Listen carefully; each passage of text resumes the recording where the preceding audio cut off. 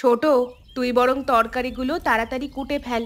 আমি এইদিকে ভাতটা যত তাড়াতাড়ি সম্ভব করে নিই। ঠিক আছে দিদি, তাই করছি। আমি তরকারিগুলো কুটতে থাকছি। মেজ বউ কোথায়? ওকে এখনো ঘুম থেকে ওঠেনি? জানি না দিদি, কে কি করছে তার দিকে অত খোঁজ খবর রাখি না। আমাকে সংসারের কাজ করতে হবে, তাই আমি করছি। তা তো বটেই, বড় বউ হবার খাতিরে আমাকে তো এসব দিকে খোঁজ রাখতেই হবে।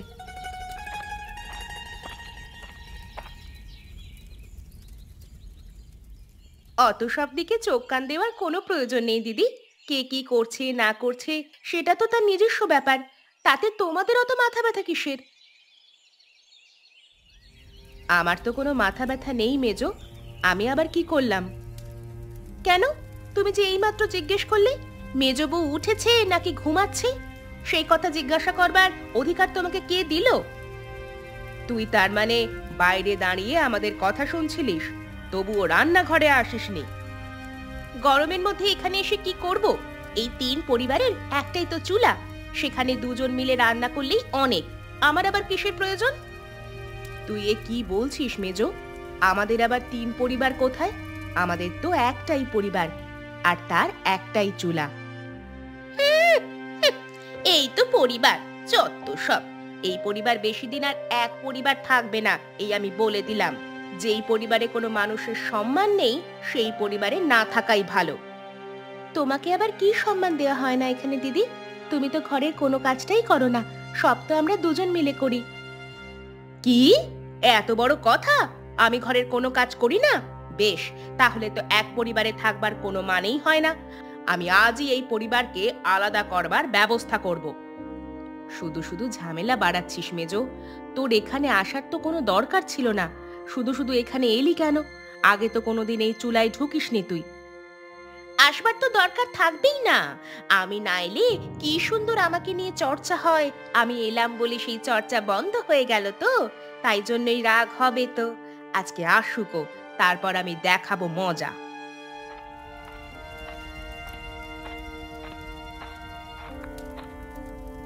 এবার কি হবে বলতো ছোট?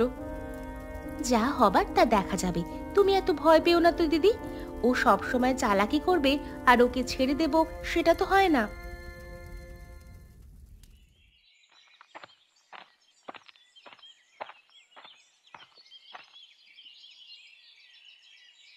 কি খবর ছোট? কি ব্যাপার? দোকানপাট কেমন চলছে? ব্যবসা ঠিক এগুচ্ছে তো? হ্যাঁ দাদা, ওই আর কি, ব্যবসা যেমন যাবার কথা তেমনই যাচ্ছে। তা দাদা, হঠাৎ করে তুমি তোমার কাজ ছেড়ে আমার কাছে চলে এলে, কিছু দরকার ছিল নাকি? দরকার তো অনেক দিন দেখি আছে, কিন্তু সেই দরকার মিটছে কই বল দেখি। হ্যাঁ দাদা, বলো না কি দরকার, দেখি আমি মেটাতে পারি কিনা। বেশ, তুই যখন জিজ্ঞেস করছিস তাহলে আমি বলছি। হ্যাঁ, আচ্ছা একটা কথা বলতো, এখনকার যুগে এই এক পরিবারে থাকতে তোর কি ভালো লাগে? ভালো লাগবে না কেন? এখনকার যুগে একান্নবর্তী পরিবারে থাকা আর কোথায় দেখা যায় বলো দেখি? আমি তো বেশ ভালোই আছি। কিন্তু আমি তো ভালো নেই, আমার ওই পরিবারে থাকতে একদম ভালো লাগে না। কিন্তু বর্দাটা না কিছুতেই। তোমার পছন্দ অপছন্দের কথা তুমি বর্দাকে বলো, বর্দা নিশ্চয়ই কোনো সমাধান বের করবে। তা বলে এক সংসারে থাকতে ভালো লাগছে না এ কথা বলো না। আরে বর্দাকে বলে লাভ নেই, ও কোনো সমাধানই করবে না। ও তো আমাদেরকে কষ্টে রাখতে ভালোবাসে। তুই এত বড় হয়ে গেলি এখনো পর্যন্ত সেটা বুঝতে পারলি না। তুমি এসব কি বলছো মেজদা? বর্দা ছোট থেকে আমাদেরকে মানুষ করেছে, আজকে এমন কথা বলছো কেন বর্দা সম্পর্কে? কেন বলছি তুই ভেবে দেখ, আমাদের পরিবারের সবথেকে বড় ব্যবসাটা কার অধীনে আছে বলতো? সেটা তো বর্দাই দেখাশোনা করে। বর্দা তো ব্যবসাটা সম্পর্কে ভালো বোঝে, তাহলে ও সেই ব্যবসাটা নিজের অধীনে নেবে না কেন বলো দেখি? আর ওখান থেকে তো আমাদের ক্ষতি কিছু হচ্ছে না। আরে চাঁদু, ক্ষতি হয় কি না হয় সেটা তুই বুঝলি কি করে? ওই সুদের কারবারি থেকে কত টাকা পরিবারে দেয় আর কত টাকা নিজের পকেটে ঢোকায়, সেই হিসেব কি তোর কাছে আছে? হ্যাঁ, হিসেব রেখে আমি করবোটা কি বলো দেখি? বর্দা তো এখনো পর্যন্ত সংসারের সবকিছুই নিজের হাতে টানে। একটা সবজির বাজার থেকে আরম্ভ করে সমস্ত কিছু বর্দাকে নিজেকেই করতে হয়। আমাদের তো আর সেখানে কোনো টাকা ঢালতে হয় না। ধ্যাৎ, তুই সারা জীবন একটা গাধাই রয়ে যাবি, তোকে বুঝিয়ে লাভ নেই। শুধু শুধু আমার সময় নষ্ট। যাই, আমি বরং এখান থেকে চলে যাই। ধ্যাৎ।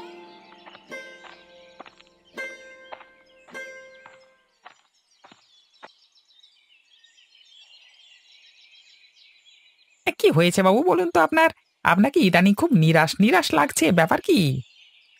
আসলে কি জানিস তো, গিন্নি চলে যাবার পর থেকে আমার আর কোনো খাবারই ঠিকমতো মুখে রোচে না। আর গিন্নির হাতের রান্না তো দারুণ ছিল, তুই জানিস। সেই রান্নার স্বাদ আমাকে কেউ আজ পর্যন্ত রেঁধে দিতে পারলো না।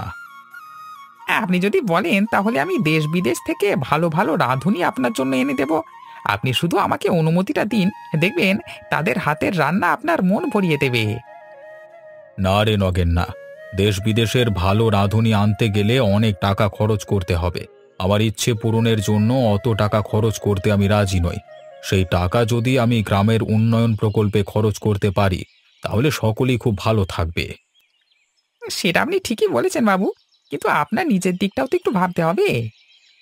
আচ্ছা নগেন, আমাদের গ্রামে কি এমন কেউ নেই যে আমাকে ভালো মন্দ একটু রান্না করে খাওয়াতে পারবে? সেরকম কেউ আছে কিনা আমাকে একটু খুঁজে দেখতে হবে। আশা করছি পেয়ে যাব।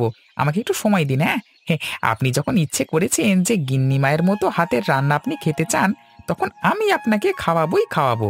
আপনার কোনো ইচ্ছে আমি অপূর্ণ হতে দেব না। এই জন্যই তো তোকে খুব ভালোবাসি। আচ্ছা, তার আগে কি তোর কিছু টাকা পয়সার প্রয়োজন আছে? হ্যাঁ বাবু, আমার নাম নগেন হতে পারে, হ্যাঁ। আপনি ওই কার্টুন গল্পের নগেনের সাথে আমার তুলনা করছেন কেন, হ্যাঁ? আমি কি সবসময় টাকা টাকা করে লাফাই নাকি, হ্যাঁ? আপনি কি যে বারবার এক কথা জিজ্ঞাসা করেন।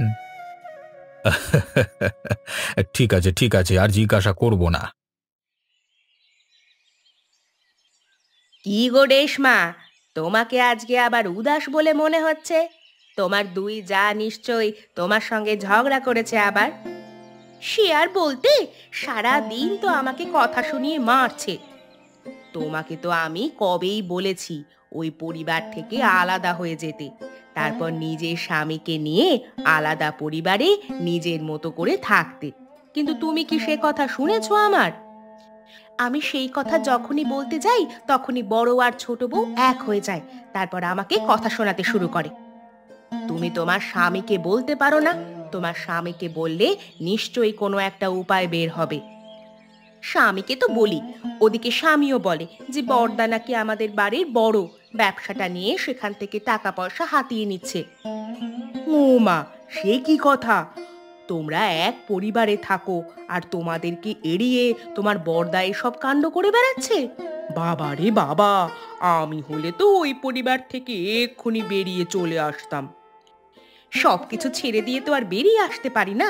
গোটা পরিবার ভাগাভাগি করে আমার ভাগের সম্পত্তি আমি বুঝে নিয়ে তারপর বেরিয়ে আসব। হ্যাঁ হ্যাঁ, সেটা তুমি ঠিকই বলেছ, কিন্তু এই সম্পত্তি ভাগাভাগিতে তো অনেক ঝগড়াঝাটি হবে। সেসব তুমি একা সহ্য করতে পারবে তো? ঝগড়াঝাটি তো আর বারবার হবে না, হবে একবার। যা হবে আমি সহ্য করে নেব। হ্যাঁ, ঠিকই বলেছ। এই সব লোকের দিকে একবার কিছু না বললে হবে না, সব সময় পেয়ে বসবে। কিছু না বলে বলে তো পেয়ে বসেছে, এবার একবার মুখোমুখি না হলে হবে না। ওই দুই বউ পরিবারটাকে নিজের বাপের সম্পত্তি বলে মনে করেছে, সেই সব তো চলবে না। আজকে রাত্রেই একটা হেস্তনেস্ত করতে হবে।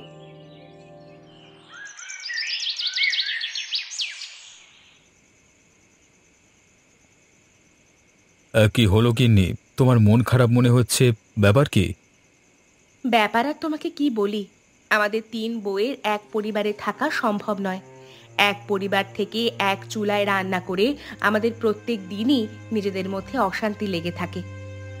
আরে কি হয়েছে আমাকে খুলে বলো, কি নিয়ে অশান্তি লেগে থাকে? এই ঘরের সমস্ত কাজ আমরা দুই বউ মিলেই করি, আমি আর ছোট বউ। মেজ বউ একটা কাজও করে না, উপরন্তু আমাদের কাজের খুঁত ধরে। এইভাবে কতদিন সহ্য করা যায় বলো তো? মানুষের তো সহ্যের একটা সীমা আছে। গিন্নি, তুমি এই বাড়ির বড় বউ, তোমাকে বাকিদের তুলনায় অনেক কিছু বেশি সহ্য করতে হবে। সহ্য তো করছি গো, কিন্তু কতদিন আর সহ্য করা যায় বলো তো?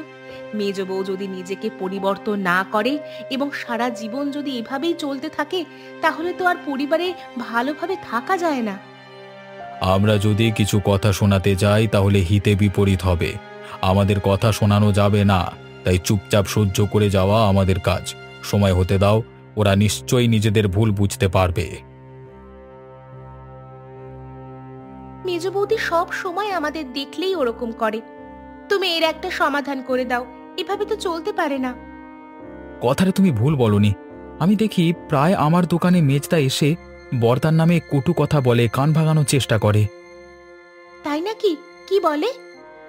বলে দাদা নাকি আমাদের বড় ব্যবসাটা থেকে অনেক টাকা চুরি করে নিয়ে নিজের পকেটে ঢোকাচ্ছে। কি মিথ্যে কথা বলে গো! বর্দা আমাদের পরিবারের জন্য কত কি করে, আর সেই বর্দার নামে এত বড় কথা! আমি তো মেজদার কোনো কথাই কানে নিই না। নিজের কোনো কাজ নেই, সারাদিন এসে শুধু আমার কানের কাছে এসব কথা বলে আমার মনটা বিষিয়ে দেওয়ার চেষ্টা করে। আমি অনেক কষ্ট করে নিজেদের সংযত রাখি। তুমি তোমার দোকানে ওকে বসতে দাও কেন? ওরা দুজনেই সমান। মুখের ওপর তো আর চলে যেতে বলতে পারি না। আমি অনেক চেষ্টা করছি ছোটকে নিজেদের দলে টানবার, কিন্তু কিছুতেই তাকে দলে টানতে পারছি না। কিন্তু আমার যে আর এখানে ভালো লাগছে না। তুমি যত তাড়াতাড়ি সম্ভব আমাদের পরিবারটাকে আলাদা করবার ব্যবস্থা করো। আজকে তুমি একটু বেশি রেগে আছো বলে মনে হচ্ছে গিন্নি। সারাদিন ধরে অন্য লোকের কথা শুনতে তো ভালো লাগে না। তিন পরিবারের এক চুলায় আমাকে তো ওরা ঢুকতেই দেয় না।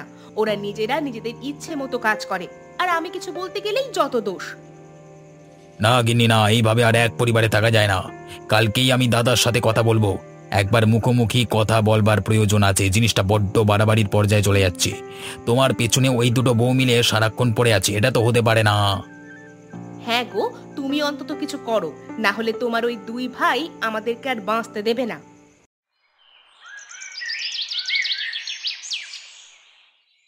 কি নগেন, তুমি যে বলেছিলে আমাকে কয়েকদিন সময় নিয়ে আমার জন্য এই গ্রাম থেকে ভালো রাঁধুনি খুঁজে আনবে, তার কি হলো? হ্যাঁ বাবু, সে কথা আমার মনে আছে। আর আমি আপনার জন্য মনে হচ্ছে একজন ভালো রাঁধুনি খুঁজে পেয়েছি। বলো কি গো, তাই নাকি? হ্যাঁ বাবু, সেটাই। তবে একটা মুশকিল আছে, সেটা সমাধান করতে হবে। কি সমস্যার কথা বলছো? আমি যে পরিবারের কথা বলছি না, তা সেই পরিবারের তিনজন বউ। শুনেছি নাকি মেজ বউয়ের মন ভালো নয়, তা বড় বউয়ের হাতের রান্না ভালো, ছোট বউ জোগাড় দেয়, বুঝলে না? তাতে আমার কি, আমি ভালো রান্না খেতে পারলি হলো। আপনাকে ভালো রান্না খেতে হলে এদের মধ্যে প্রতিযোগিতা বাঁধাতে হবে। না ভাই নগেন, আমি তোমাকে আগেই বলেছি, আমার কোনো ইচ্ছে পূরণের জন্য আমি কাউকে কোনো দিন ব্যবহার করব না। আমি এখনো সেই সিদ্ধান্তে অটল আছি। ঠিক আছে বাবু, আপনাকে প্রতিযোগিতা করাতে হবে না, কিন্তু আপনাকে গিয়ে ওদেরকে আদেশ করতে হবে যে আপনি ওদের থেকে সেরা রান্নাটি খেতে চান, বুঝলেন না? সে ব্যবস্থা আমি করে নেব, তুমি ওসব নিয়ে চিন্তা করো না। আমাকে সেখানে নিয়ে চলো, বাকিটা আমি দেখে নেব। ঠিক আছে বাবু, চলুন। এখন তো সকাল, এই সকালবেলায় তাহলে যাওয়া যাক। হাঁটাও হবে আর আপনার ইচ্ছা পূরণ করাও যাবে। চলো তবে যাওয়া যাক।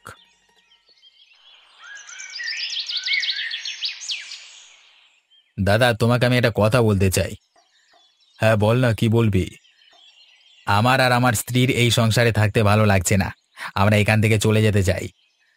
আচ্ছা, তোদের যখন এখানে থাকবার ইচ্ছে নেই, তখন আমি আর তোদেরকে আটকে কি করব বল? আমি সেই কথা বলিনি। আমি তো এখান থেকে যাব বটেই, কিন্তু তার আগে এই পরিবার ভাগ করে আমি সমস্ত সম্পত্তি নিয়ে যাব। তার মানে এই পরিবার ভাগ করবি মানে? মানে আবার কি? যে পরিবারে আমার স্ত্রীর কোনো সম্মান নেই, সেই পরিবার একসাথে থেকে কোনো লাভ নেই। তুই এ সংসারে থাকতে চাস না, সেটা তোর ব্যাপার। তুই আমাদেরকে বলছিস কেন? তোর না পোষায় তুই থাকিস না। আমরা দুজনে তো এই সংসারে খুবই ভালো আছি। সে তো থাকবে বটে, তোমার গিন্নির পেছনে লাগলে না, তখন তুমি বুঝবে।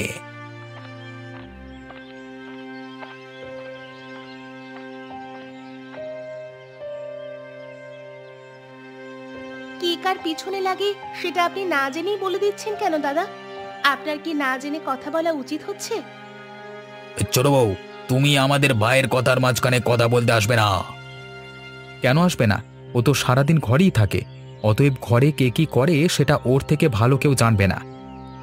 তোরা দুটো মাথা এক হয়েছিস তাহলে? হ্যাঁ বেশ, আমিও দেখে নেব তোমাদের এই দলবাজি কতদিন থাকে। ভাই, সকালবেলায় মাথা গরম করিস না।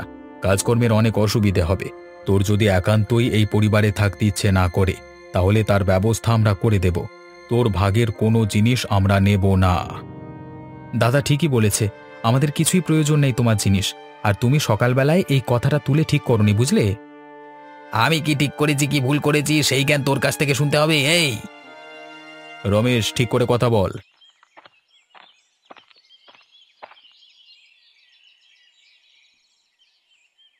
কি ব্যাপার কি? তোমাদের তিন ভাই সকালবেলা এরকম চিৎকার চেঁচামেচি করছো কেন? আরে বাবু, আপনি আপনি আমাদের বাড়িতে এসেছেন, কি সৌভাগ্য আমাদের। আসতে বাধ্য হলাম। আপনি না এলেও আমি আপনার কাছে যেতাম বাবু। কেন, কি দরকার? আমার আর এই পরিবারে থাকতে ভালো লাগছে না। আমি সেই কারণে এই পরিবার আলাদা করতে চাই, তাই আপনার সাহায্য চাই। ঠিক আছে, ওসব কথা পরে হবে। তুমি এখন সামনে থেকে সরো। তোমাদের তিন গিন্নিকে আমার সামনে ডাকো।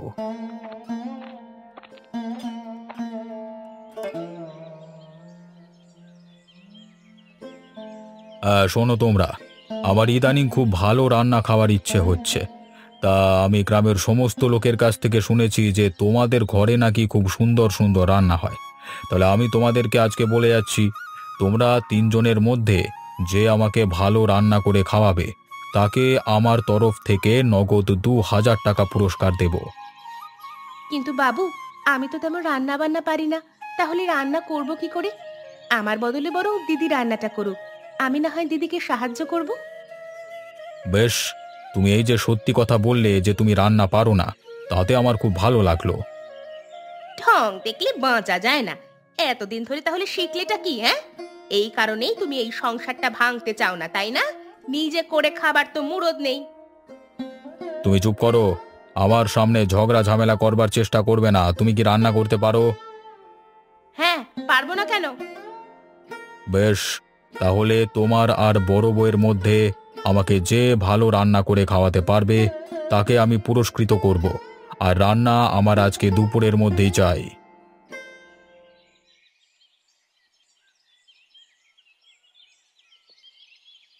আজকে আমি আগে রান্না করব। বাবা, সত্যি আজকে দেখেও খুব ভালো লাগছে যে আমাদের তিন পরিবারের এক চুলাতে আমাদের মেজ বউ আগে রান্না করতে চলেছে। কেন দিদি, আমাকে দেখে খুব রহস্য করতে মন চাচ্ছে, তাই না? তাহলে শুনে রাখো, আজকের মোড়ল মশাইয়ের কাছ থেকে ২,০০০ টাকার পুরস্কার আমিই নেব। আমিও তো সেটাই চাই যে তুই এই পুরস্কারটা জিতে নে। তোর রান্না আগে তো কোনোদিন কেউ খায়নি, তাই জন্য আমিও অধীর আগ্রহে অপেক্ষা করছি যে মোড়ল মশাই তোর রান্না খেয়ে কি বলেন। যা বলবেন সেটা তো চোখের সামনেই দেখতে পাবে। এখন বকিও না, এখান থেকে যাও। আমার রান্না শেষ হলে তারপরে এই চুলাতে তোমাদের রান্না চাপানো হবে, তার আগে নয়। ঠিক আছে, তবে তাই হবে।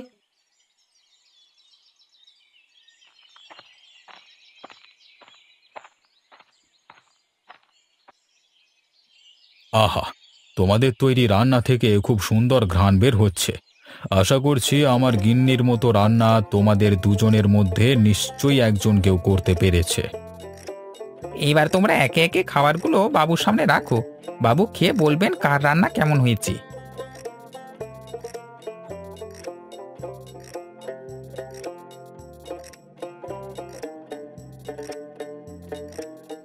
আমি দুজনের খাবার খেয়েই দেখলাম, মালতী, তোমার রান্নার মধ্যে আমার গিন্নির হাতের স্বাদ খুঁজে পেলাম। কিন্তু রেশমা, তুমিও যে খুব একটা খারাপ রান্না করেছো সেটা নয়। তাহলে কি মোড়ল মশাই, এই পুরস্কারটা আমি পাবো?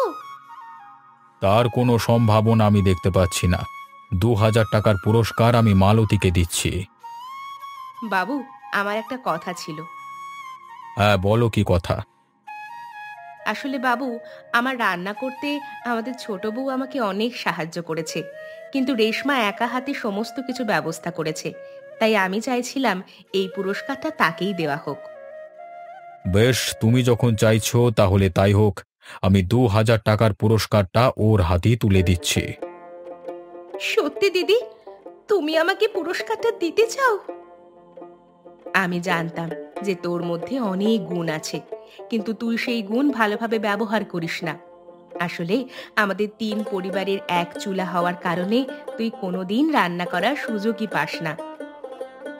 তিন পরিবার কেন বলছো দিদি? আমাদের তো একটাই পরিবার। তোরাই তো সকালবেলা আলাদা হতে চাইছিলিস। না দিদি, তোমাদেরকে ছেড়ে কোথাও গিয়ে আমরা ভালো থাকবো না। আমি এতদিনে বুঝতে পেরেছি তোমরা আমাকে কতটা ভালোবাসো। আমি তোমাদের সঙ্গে এতদিন যা খারাপ ব্যবহার করেছি তার জন্য আমি ক্ষমা চাইছি। ক্ষমা চাইতে হবে না রে বোন, তুই যে নিজের ভুলটা বুঝতে পেরেছিস এটাই অনেক। বাহ, তাহলে তো খুব ভালোই হলো। তোমাদের পরিবারের মধ্যে সমস্ত অশান্তি মিটে গেল। হ্যাঁ বাবু, আর এই সব কিছু হয়েছে আপনার জন্য। আপনি না থাকলে এই সুযোগ কোনোদিন আসতো না। আমি আর কি করলাম? ধরে নাও ওপরওয়ালা আমার হাত দিয়ে এই কাজ করিয়েছে।